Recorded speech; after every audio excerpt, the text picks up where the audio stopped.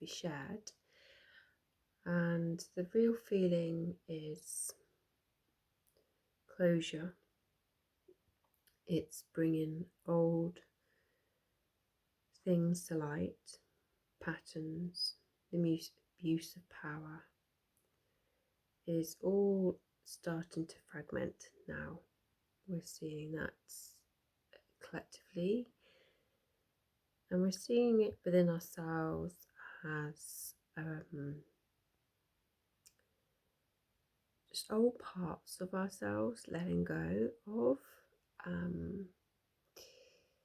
but not so much letting go of,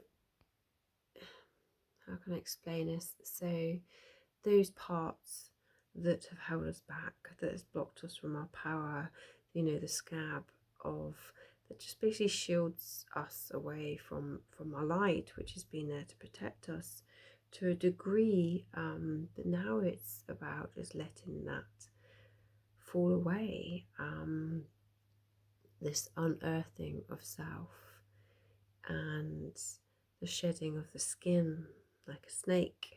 We are seeing certainly the Kundalini energy coming up. I've seen that within my clients the last week. It was a lot about snake, and the energy of the sacrum will not be held down anymore. It will not be suppressed anymore.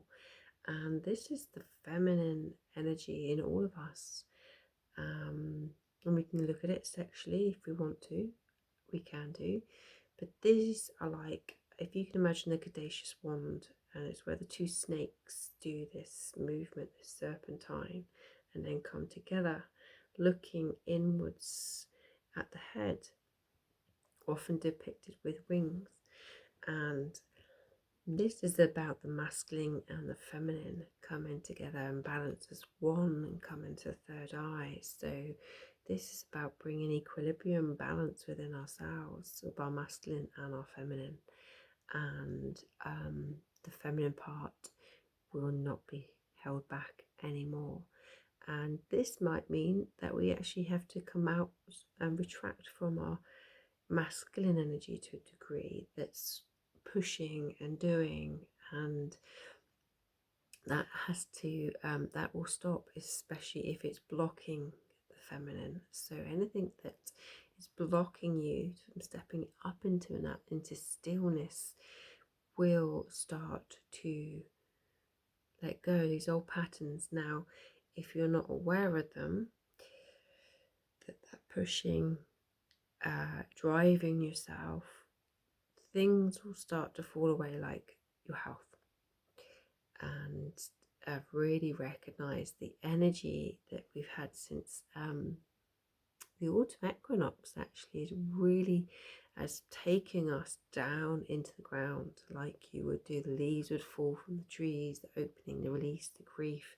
It's now coming into the depth, the soil, the decomposing, the letting go is what is now coming back into the soil that would return eventually back into the tree. So there's no actual separation as such, yet it's about a deep restoring of self.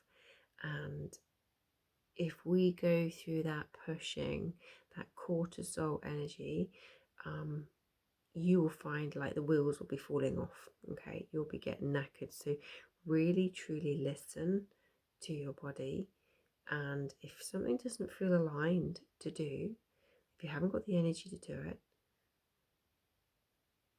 don't do it.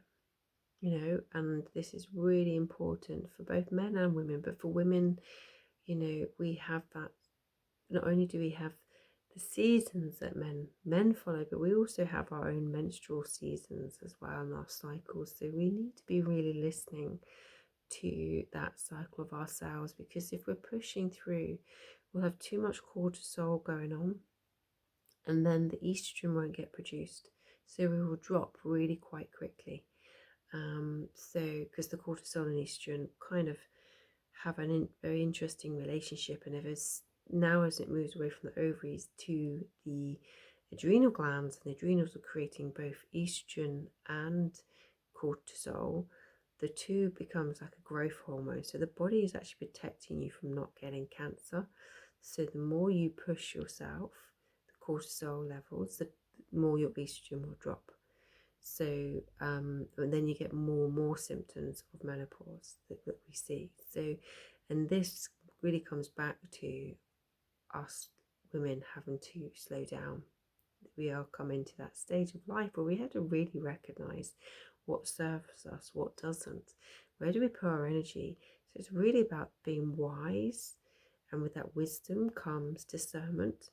And the more we tune into what aligns to us, what feels right, the more we can allow our energy to go in the path that we want it to go. A little bit like, imagine just streams just going off all over the direction at the very beginning. That's not good. We need to be really more discerning, that curvature coming back into that snake. And we need to really discern and have clarity of where we want our energy to be.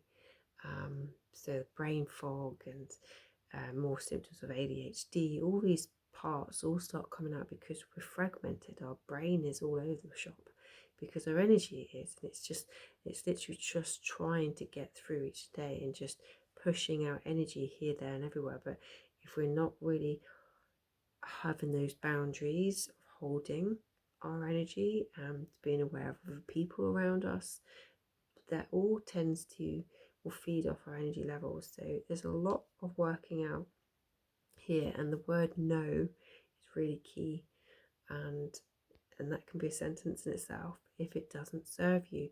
So don't go through the energies of the shoulds and the feels you have to, especially as we're leading up to Christmas, which actually takes us in the reverse of what our bodies actually want to do. They want to slow down. So just go gentle with yourself and listen to your body, what it needs. And if you need a rest, you rest. If you feel more energetic, you'll have more energy. It's literally, imagine you're going through your car. You don't push and push and drive with no energy, no fuel, and just go really slow.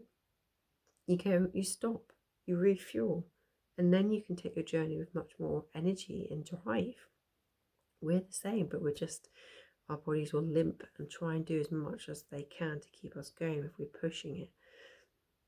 But we will find that things will start falling apart if we don't honour what our bodies really need. Okay, so lots of love, look after yourself, and just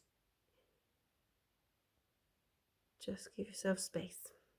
Just remember the great action or the non-action. It's like our breath. When we breathe in and we breathe out, there's always a space between for the body to discern what it takes in and what it lets go. So make those moments longer in your breath and in your day-to-day. Okay, lots of love, and thanks for listening.